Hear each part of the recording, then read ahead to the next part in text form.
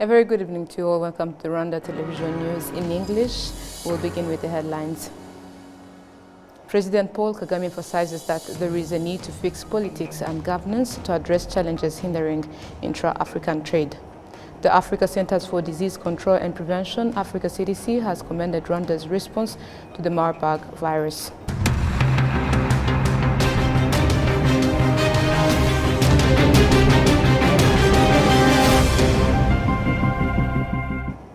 My name is Olive Nathan. It's always a pleasure to have you with us. Now let's take a closer look at the news. President Paul Kagame emphasizes that there is need to fix politics and governance to address challenges hindering intra-African trade, and the head of state made these remarks at the opening ceremony of the Biashara Africa 2024. Prince Manzi kicks us off tonight. Excellency, the President. While opening the Biashara Africa 2024, convening over 1,200 participants, President Paul Kagame affirms that Africa is capable of solving own problems, hence a need to fix politics for solving challenges still hindering trade. Why shouldn't people of one country freely move across the border to another country, across the whole continent? What is the issue? In the end, we agree we are brothers and sisters and same people that have same needs. But in the end, the lack of this freedom of people to move freely, well, I'm talking about moving freely across borders. Some people don't move freely within their own borders.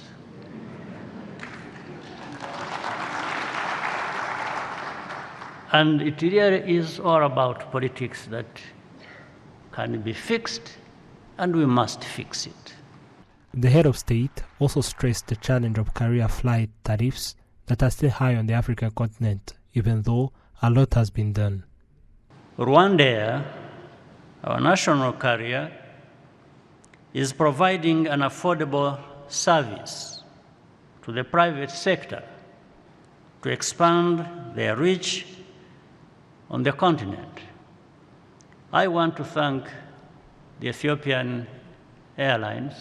I'm told the CEO is here among us as an honored guest because of what they are doing to connect Africa and beyond, and we need to join them, because even with so much work they are doing, still Africa is begging to be connected. The Deputy Chairperson of the African Union, Dr. Monique Sanzabaganwa, reiterates that the AFCFTA is key in Africa's transformation out of an incapable yet filled with opportunities status. This single market of almost 2 billion people come 2035 has the potential to create tremendous wealth while unlocking industrialization on our continent, hence the pertinence of discussing value chains and supply chains here today.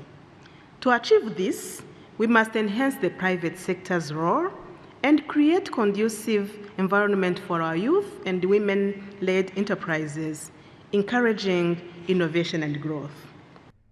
The participants of the Biashara Africa 2024 include former President Mahamadou Issouf of Niger, Prime Minister Rosso Dlamini of the Kingdom of Eswatini, and other dignitaries from the African continent. Thank you, Prince, for the details. Now, staying with the Biashara Africa gathering here in Kigali, Rwandans engaged in small and medium enterprises attending the summit say they are ready to fully exploit the opportunities the African Continental Free Trade Area has to offer. Serge Honore brings us the details. Africa's leaders have repeatedly emphasized the need for policies geared towards supporting the economic activities of SMEs if the continent's development is to be accelerated. The focus should be on supporting small and medium enterprises. The reason is simple. These businesses And the women and young people that own them are the backbone of Africa's economy. But they shouldn't remain small and medium. They need to grow. The African Union is determined to ensure that member states put in place the proper infrastructure and policies to guarantee the successful implementation of the African Continental Free Trade Area. The vision of One Africa Market hinges on strong public-private partnerships and sustained infrastructure investment, from roads and ports to energy. We also need regulatory frameworks that simplify cross-border operations for businesses. Our discussions here today are a call to action for public and private sectors, including our financial institutions, to align their priorities, grow the synergies, foster innovation, and ensure inclusivity and sustainability. Biashara Africa 2024 is meant to remind all concerned parties their responsibility in the proper implementation of the agreement that created the African Continental Free Trade Area, with priority being given to the processing of African goods before they are exported, and the importance of boosting intra-trade on the continent. Thank you, Serge. Now, on health matters, the Africa Centers for Disease Control and Prevention, Africa CDC, has commended Rwanda's response to the Marburg virus, highlighting it is a valuable example for other nations in the prevention and management of epidemic diseases. Let's hear more on this story. Senjumba Vincent is a community health worker in Charuzingesel in the sector of Gasabo district, and he leads community health workers in that sector. He says that while Rwanda is currently dealing with the Marburg virus, he and 216 community health workers from the Ndera sector are determined to help the people have information about this disease. We are going door to door to inform residents about the Marburg virus, ensuring they understand how to act during such times. We also ask if anyone in the household is experiencing symptoms or feeling unwell. The symptoms of this epidemic include severe headaches, muscle aches, and high fever. We emphasize that if anyone in their household or even the neighbors shows these symptoms, they should report it immediately so we can work together to combat the spread of the Marburg virus. This epidemic spreads rapidly, but when residents are informed, they seek medical attention quickly, which is crucial in saving lives and preventing further loss. Similar to other regions of the country, community health workers emphasize that providing accurate and timely information to the public is key to overcoming this epidemic. We are encouraging residents to wash their hands thoroughly with clean water and soap. We also advise them to avoid hugging, as close contact with an infected person can facilitate the spread of the virus. Instead, we suggest greeting each other in a safer manner, such as this. Dr.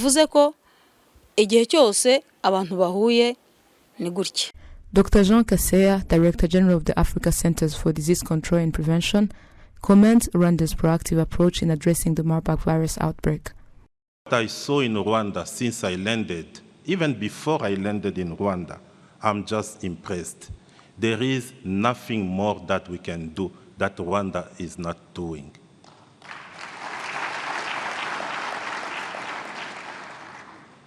Rwanda is making us proud as Africans.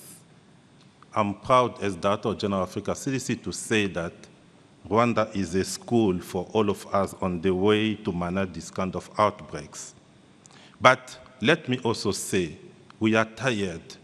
We are tired every time there is an outbreak, we are in panic mode because we need to start to beg the world for vaccines, drugs, diagnostics. It was the case for Mpox. It was the case before for COVID, and it's still the case for Marburg. Let us take a strong decision today under the leadership of President Kagame, who is also our champion for domestic financing. But also, I wanted to meet President Ruto, who is the champion for local manufacturing, to say, from today, we need to start to manufacture all of our medical countermeasures in Africa.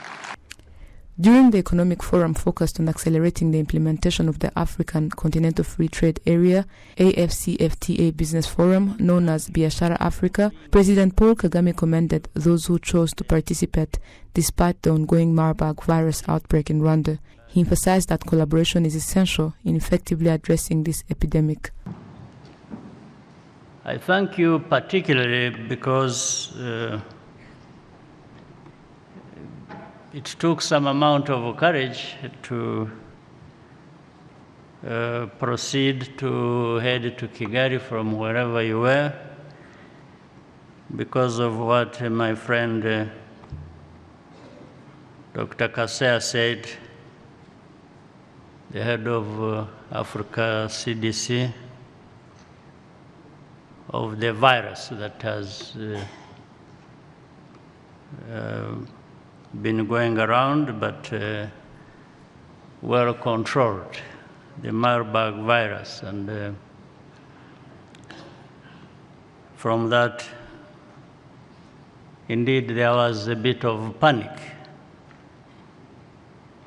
But we can't entirely blame people. I think it's, but I want to thank you for being here, all of you, today.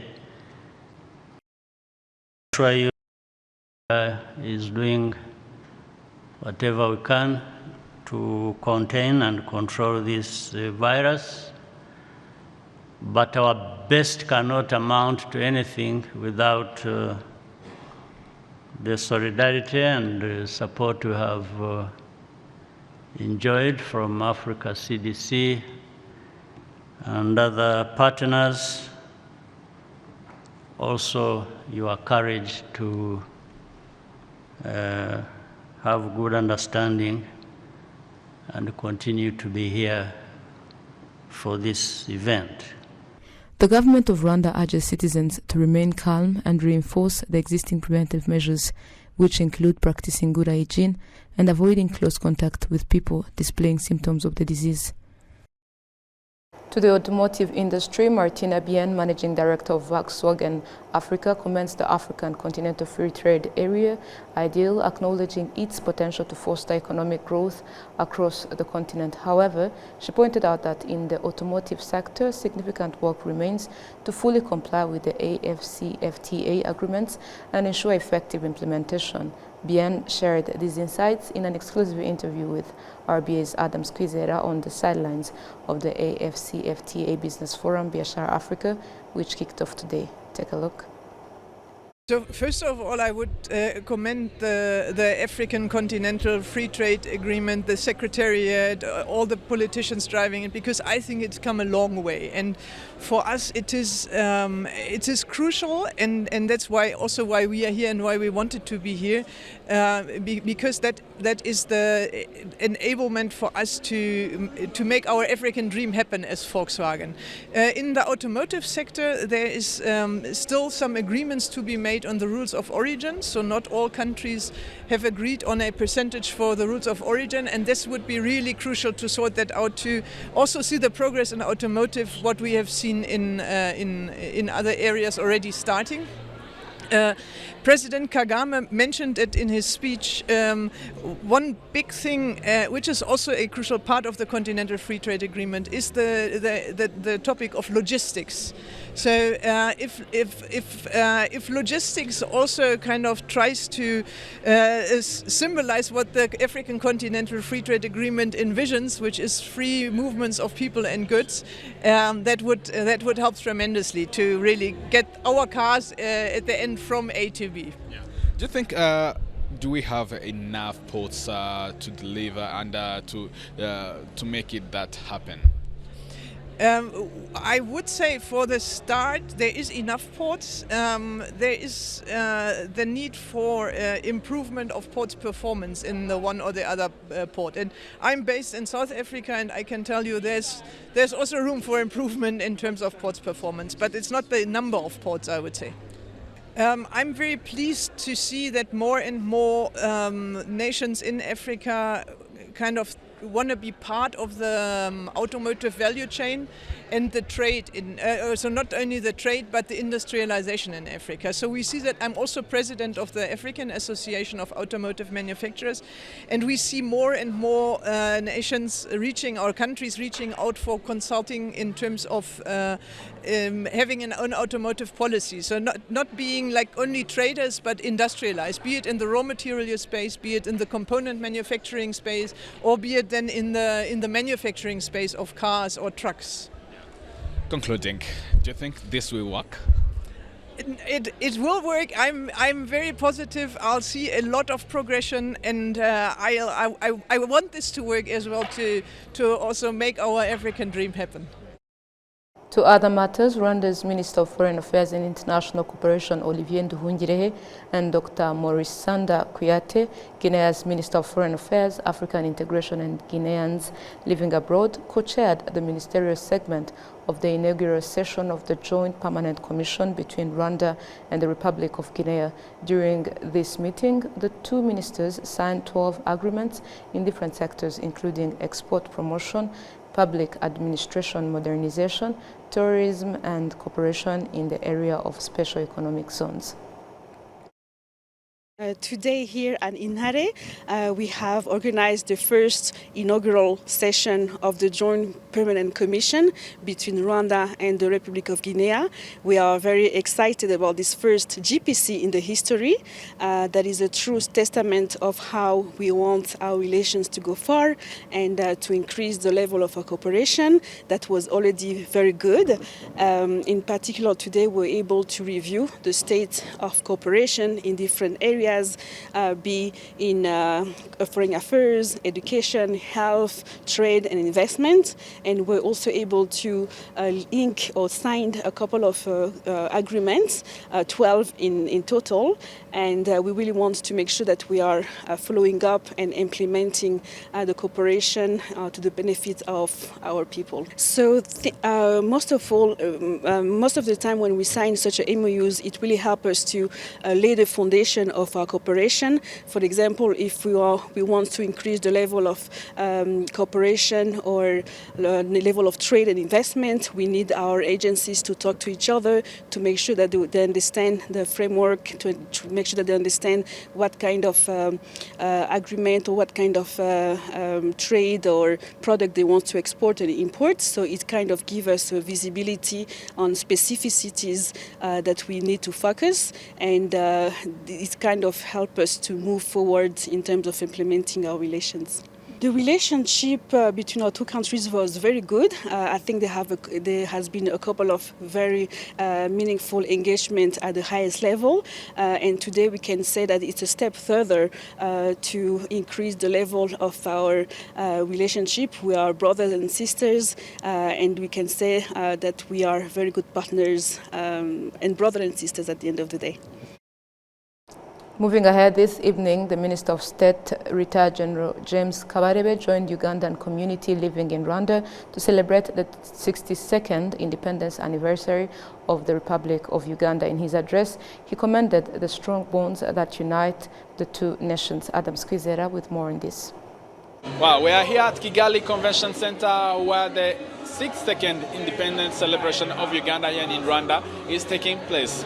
This event brought together various government officials, diplomatic corps, and the members of Ugandan community here in Rwanda. Among the officials were General retired James Kabarebe, the Minister of State of Foreign Affairs in charge of region cooperation. He highlighted the bond that unites the two nations. It is both a great honor and pleasure to join you this evening on behalf of the government of the Republic of Rwanda. First and foremost, I would like to extend my warm wishes to all Ugandans as we mark the 62nd Independence Day anniversary. Today, we are not only commemorating Uganda's remarkable journey toward self-determination, but also congratulate the government of the Republic of Uganda for the spirit of resilience, unity, and unwavering commitment to Pan-Africanism, which has shaped Uganda into the vibrant country that we see today.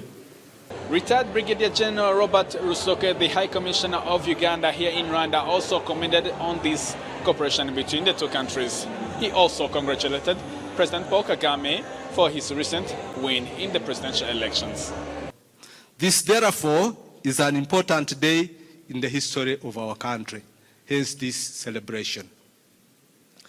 I therefore take this opportunity to congratulate fellow Ugandans in Rwanda on this 62nd independence anniversary of our country. I wish you a very prosperous 63rd year of independence, the coming 63rd year. This one is done today. I thank and commend each one of you for the hard work and contribution you have made towards the development of our country. I encourage you to save and invest in tangible projects back home. This 62nd independence celebration of Uganda, held here in Kigali, brought together various government officials, diplomatic corps, and the members of the Ugandan community who are living here in Rwanda. Adam Squizera, reporting live at Kigali Convention Center. Thank you, Adams, for the details. Now, in an ongoing dialogue being held in Kigali, government institutions and their partners are exploring ways to leverage technology in initiatives aimed at improving people's lives. This includes delivering financial aid directly to the needy via mobile phones, expanding beyond the traditional use of savings and credit cooperatives in the sectors. Let's take a look. The two-day discussion being held in Kigali highlights that the percentage of beneficiaries in programs aimed at improving livelihoods has increased from 8.7% in 2016-2017 to 11% in 2022-2023. Hildebrand Niyomwungeri, Mayor of Nyamagabe District, shares insights on strategies he believes can be employed to achieve even greater outcomes. For example, in Nyamagabe, we believe that a key strategy is to bring partners together so that no one works in isolation in the effort to help residents overcome poverty. It is also crucial to carefully identify those in need of assistance, as sometimes aid is given to individuals who do not use it effectively to lift themselves out of poverty. Sharing information and making decisions based on accurate data can help reduce the number of people receiving financial aid who may not genuinely need it. Before offering any assistance, we must ensure that we have the necessary information. Currently, approximately 3,281,203 households, representing 99%, have registered in the technology system that the government will use to identify those in need of assistance. Marie-Solange Kaisire, the Minister of State in the Ministry of Local Government, highlights that they are exploring ways to leverage technology in poverty alleviation programs, including delivering financial support to beneficiaries via mobile phones. Moving forward, we are embarking on implementing the second phase of the National Strategy for Transformation and the second generation of the Social Protection Sector Strategic Plan, 2024-2029. Our focus today is on addressing vulnerabilities to various risks and strengthening social protection systems to provide adequate benefits while expanding coverage for poor and vulnerable people. The new social protection strategy sets the foundation for a more inclusive, adequate, and adaptable social protection framework. Our main goals are to continue helping people move out of poverty with creative opportunities, ensure access to essential services, provide income security, and protect individuals and families from shocks. In 2017, around 3.9% of people with disabilities benefited from programs aimed at improving their quality of life, a figure that has increased to 7.3% by 2024. Alison Thorpe, the British High Commissioner to Rwanda, commends these programs developed in collaboration with the government for their role in protecting vulnerable people. She emphasizes that providing financial support to those in need is a key approach to transforming their lives. Existing research shows that cash transfers to poor households are highly cost-effective at reducing poverty. They have also been proven to deliver a broad range of developmental benefits, including increased dietary diversity, increased school enrolment, reduced incidence of illnesses, increased use of health services, all of which are important for building the human capital required to drive Rwanda's vision for a service-based economy. There is also evidence of economic multiplier effects, where cash transfers generate additional economic activity beyond the initial cash transfer amount. Through supporting purchasing power and driving demand, social protection promotes economic stability and can stimulate the economic growth that this country is committed to. Last year's data shows that 5,522 cases with a total value of 6.5 billion Rwandan francs applied for loans from the Vision 2020 Umurenge program, and 60,106 applicants received the funding, with the majority being women, accounting for 32,406 recipients. Through VUP's Public Works initiative, 80,903 households benefited from employment opportunities, of which 37,150 were female-headed and 43,753 male-headed. The total amount disbursed to these beneficiaries was approximately 8.6 billion Rwandan francs. To more news, in Kamonyi district of the Southern Province, 2 settlements in Kainzi sector have been awarded 1 million Rwandan francs for their role in the protection of trees, including indigenous ones. The organization Tubura, which works with the government in the agricultural sector, says it has planted 100 million trees seedlings since 2016 and is happy to announce that they have grown to maturity at a rate of more than 65%. District officials in Kamonyi say 2 settlements were recognized as part of efforts of highlighting to local residents the significance of environmental protection, especially when it comes to forests. Tubura is driving the initiative in the district of Nyamagabe, Nyaruguru and Kamonyi, with 33% of the tree seedlings indigenous to the areas they are being planted in, helping with soil preservation. And this marks the end of tonight's bulletin. On behalf of the technical news production team, thank you for tuning in to today's broadcast. Until next time, goodbye.